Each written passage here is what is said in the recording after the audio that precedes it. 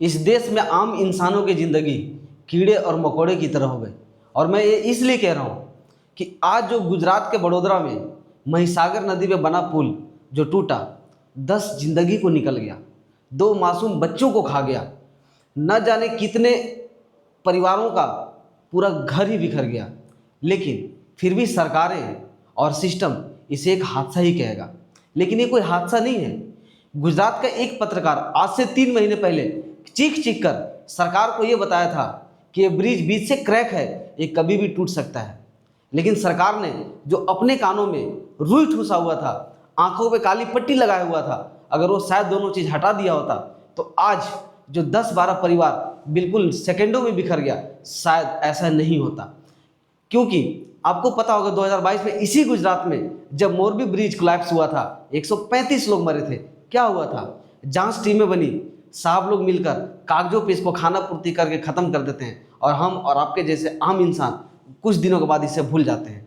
सरकार पे कोई फर्क नहीं पड़ता, आम इंसान ही तो मर रही है, सरकार को क्या फर्क पड़ना है। ना जाने इस देश में सिर्फ गुजरात नहीं, ये इस पूरे देश में कितने पुल, कितने ब्रिज, कितने सड़कें टूट रही है। कुछ सड़कें तो बरसात के पहली बारिश में बह जाते हैं, कुछ ब्रिज तो उद्घाटन वाले दिन टूट जाते हैं, कुछ ब्रिज उद्घाटन के दूसरे दिन टूट जाते हैं, कुछ ब्रिज उद्घाटन होने के 2 दिन पहले टूट जाते हैं। क्या होता है? कुछ नहीं। किसी भी ठेकेदार पे कुछ भी नहीं। यार, कहने में शर्म आता है।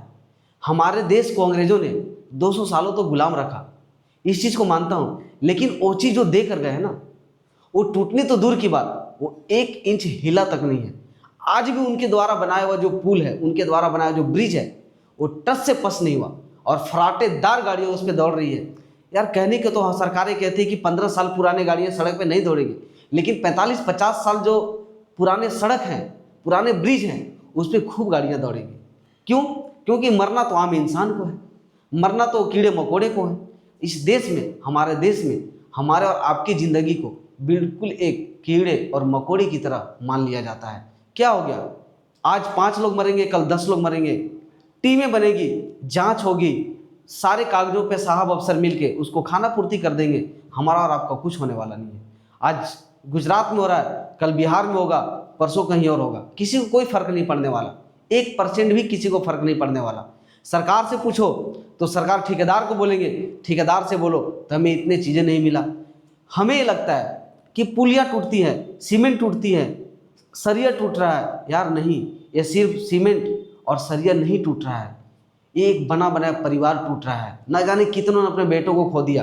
किसी के घर के कमाने वाला किसी सिंगल व्यक्ति की मौत हो गई, अब उसका घर का परिवार कैसे चलेगा? उसके बच्चों की देखभाल कौन करेगा? उनके बच्चों के पढ़ाई के लिए पैसे कौन देगा? उनकी परवरिश कैसे होगी? इससे सरकार को कोई लेना देना नहीं है, क्योंकि मरते तो आम इंसान है, उनका क्या होना, कोई फर्क नहीं पड़ता। सरकार तो कल भी कान में तेल डाल रखी थी, आज भी सरकार ने कान में तेल डाल रखा है। सरकार को कुछ फर्क नहीं पड़ना। हम आम इंसान हैं, हम ऐसे ही मरते रहेंगे।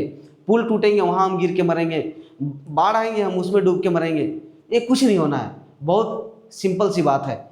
इस देश के लिए शर्म है ऐसे सिस्टम पे, ऐसे सरकार पे, और ऐसे इंफ्रास्ट्रक्चर पे, और ऐसे ठेकेदारों पे जो कुछ पैसों के लिए, चंद पैसों के लिए वो ऐसी घटिया सड़क का निर्माण, घटिया पुल का निर्माण कर रहे हैं, जिसमें न जाने कितनी जिंदगियां खत्म हो जा रही है। धन्यवाद।